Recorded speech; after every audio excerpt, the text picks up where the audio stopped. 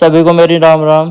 तो आज एक नया व्लॉग शुरू कर दे रहे भाई। तो क्या हाल चाल है मेरे, तुम कभी पूछ भी लिया करो, थारे तो बढ़िया ही है भाई। जिंदगी की लंका तो मेरी लगी पड़ी है। खाओ माँ कसम। जिब मर्जी हो मुंह उठा के चल पड़ू कहीं ना कहीं। हर थारा टाइम वैसा खराब कर दूं व्लॉग बना के। तो नए व्लॉग में मैं कहाँ जा रहा हूँ बताऊंगा तुम्हें आगे। तो भाई मैं जा रहा हूँ देहरादून। तो मैं सच बता दूं भाई, घूमने तो मैं जा नहीं रहा हूँ, वैसे मैं कभी सच बोलता नहीं। तो मैं देहरादून जो जा रहा था, मैं एज ए बाउंसर जा रहा था। बाउंसर में मेरी ड्यूटी लगी हुई थी भाई। जो बात मैं बता रहा हूँ भाई वो मेरी दिल से अच्छा थी। मैं चाह रहा था कि मैं धीरेन्द्र कुमार शास्त्री जी से मिलूँ, कहीं भी मिलूँ, कैसे भी करके। मुझे कुछ पता भी नहीं था कि उनसे कैसा मिला जाए भाई। बस दिल से थी इच्छा कि भाई मिला जाए उनसे, एक बार देख ही लिया जाए, बात तो चाहे होवे चाहे ना होवे। तो भाई जब मैं यहाँ जा रहा था, मुझे नहीं पता था कि भाई मैं उनके पास जा रहा हूँ, मतलब उनके वहाँ ड्यूटी लगी हुई है मेरी। तो जब हम वहाँ पहुँच गए थे, मुझे उसके बाद ही पता लगा कि आज मुझे दर्शन हो ही जाएंगे। तो भाई हम देहरादून पहुँच गए थे। देहरादून से पहले टनल पड़ती है, तो यहाँ भी बढ़िया था अपना। बस में बिल्कुल अंधेरा हो गया था भाई, ऐसा लग रहा था जिक्कर बस की लाइट भाग गई हो बारिश की वजह से। जैसी भाषा में बता दो, बस में इतना अंधेरा हो गया था भाई, किसी का रापट मार के वापस अपनी सीट पर बैठ सके थे भाई। किसी को घंटा पता नहीं लगा था किसने मारा।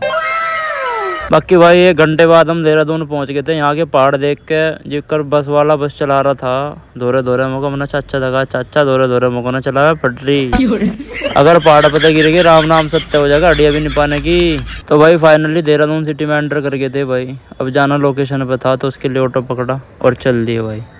तो भाई लोकेशन पे पहुंच के अपना आईडी कार्ड दिया और वीडियो बनाने में लग गए भाई। सारे भाइयों थे, हाई हेलो करी।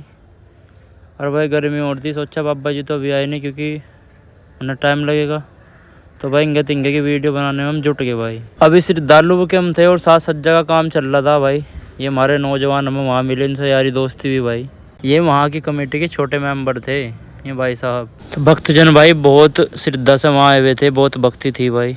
वहाँ में 2-3 ब्लॉगर भी मिले थे भाई, पर तब तक हमने अपना ब्लॉग अकाउंट शुरू नहीं करा था। तो भाई हमारी जो ड्यूटी थी वहाँ जनता को कंट्रोल करनी थी, कोई गलत ना जावे, इंगे तिंगे ना पड़े उस चीज़ को लेकर। तो वहाँ मेरी इस मामले में एक मीडिया लेडी थी, उससे बहस भी हो गई थी। तो वही जैसे जैसे शाम ढल रही थी वैसे वैसे भीड़ भी वहाँ बढ़ रही थी। और भीड़ तुम देख भी सको भाई, गाने बज रहे थे वहाँ पे।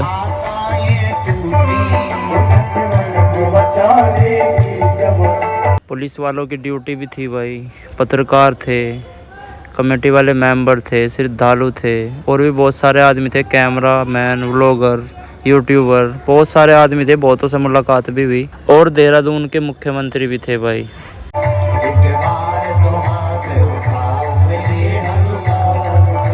तो भाई रात हो गई थी, प्रोग्राम अभी भी चल ही रहा था।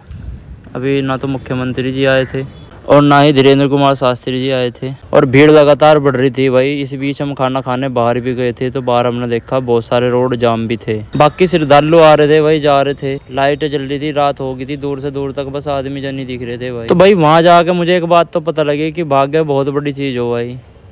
एक दुखी आदमी भी वही है और एक सुखी आदमी वही है। एक वो आदमी जिसके पास बहुत पैसा है, एक वो आदमी जो बेचारा बहुत गरीब है, 2 टाइम की रोटी ना खा सके। मैंने हर तरीके का आदमी वहाँ देखा भाई। तब बहुत इंतजार के बाद बाबा जी वहाँ पहुँच गए थे। हमने दर्शन करे दूर से ही और उनकी बातें सुनी भाई। बहुत भक्तजन थे भाई, जन सैलाब टूट रहा था भाई। चारों तरफ भीड़ ही भीड़ दिख रही थी, तुम खुद देख लो भाई। बाकी वो लोग भाई अपना ही ख़त्म कर दे रहे। तुम्हें वो लोग अगर अच्छा लग गया होगा तो लाइक वाइक कर दियो भाई, सब्सक्राइब कर दियो।